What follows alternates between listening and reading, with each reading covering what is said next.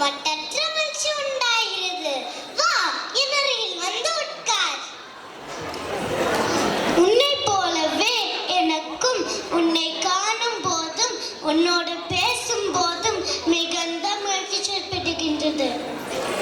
அப்போது தன்வியும் கணேஷும் அவர்களை காண வருகின்றார்கள். வா கணேஷ், வா தன்வி, நல்வரவு. உங்கள் இருவரையும் சேர்ந்து காண்பதில் எனக்கு இரட்டிப்பு இன்பம். எனக்கும் தான். நட்பென்பது எவ்வளவு உயர்ந்த உணர்வு. நம் அனைவரையும் அன்பு எனும் நாள் மலைமலையாக தொடுத்திருக்கின்றது. ஹரிணி, என்ன படித்துக் கொண்டிருக்கிறாய்? நான் இப்போது படித்துக் கொண்டிருப்பது தெய்வப் புலவர் திருவள்ளுவர் இயற்றிய உலக பொதுமறையாம் திருக்குறளை. இத்திருக்குறள் தமிழ் மொழிக்கு அழியா புகழ் தரும் அரும் பெரும் பொக்கிஷம். திருக்குறள் மட்டுமா? தமிழ் மொழியில் உள்ள ஒப்பற்ற இலக்கியங்கள் எண்ணில் அடங்கா. அகநானூறு, புறநானூறு, தொல்காப்பியம், 10 பாட்டு, 8 தொகை, 50 காப்பியங்கள். ஆம், தேவாரம், திருவாசகம், எண்ணிக்கையில் அடங்கா பிரபந்தங்கள். நம் காலத்தில் பாரதியார் கவிதைகள், பாரதிதாசன் பாடல்கள், இன்னும் எத்தனையோ. நீங்கள் இருவரும் சொன்ன விளக்கங்கள் திருமணம் விட்டு இரட்டை நாதசுரம் முடித்தது போல் இனிமையாக இருந்தது. தமிழின் தொன்மை பற்றியும் பெருமை பற்றியும் தெரிந்து கொள்ள ஆசையாக இருக்கிறது. சொல்கிறேன் கேள்.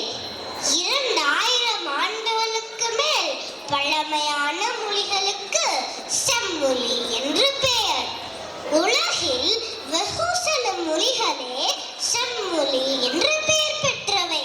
நம் தாய்மொழியாம் தமிழ் மொழி அவற்றுள் ஒன்று. உண்மைதான்.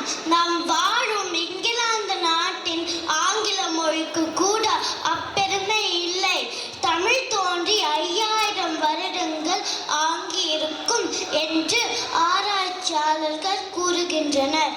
தமிழ் மொழியின் தொன்மை குறித்து பாட்டு கூறப்படுவன் பாரதி என்ன சொல்கின்றார்? நான் அதை பாட்டாகவே பாடுகின்றேன்.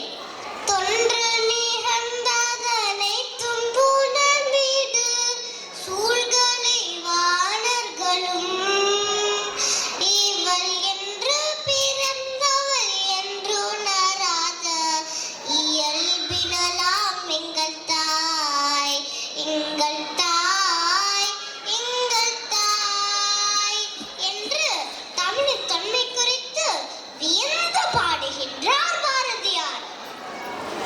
தமிழுக்கு அமுதென்று பேர், இன்ப தமிழ் எங்கள் உயிருக்கு நேர், உயிருக்கு நேர் என்று பாவேந்தர் பாரதிதாசன் தமிழின் இனிமை அழியா தன்மை பற்றி பாடியுள்ளார்.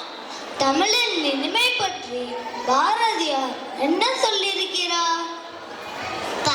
பல மொழிகள் கற்றறிந்த பாரதி தம் அனுபவத்தின் திரட்டாய் யாமறிந்த மொழிகளிலே தமிழ் மொழி போல் இனிதாவது எங்கும் காணோம் என்று பெருமிதத்துடன் பாடுகின்றார். தமிழ் மொழி கற்கண்டு மலை. வாயில் போடும் ஒவ்வொரு கற்கண்டு துகளும் தித்திக்கும். தமிழ் மொழி அமுத கடல். அள்ள அள்ள குறையாது. தமிழ் அமுதம் நம்மை அமரர்களாக்கிவிடும்.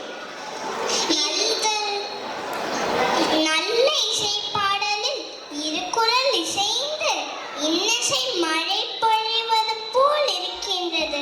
நீங்கள் இருவர்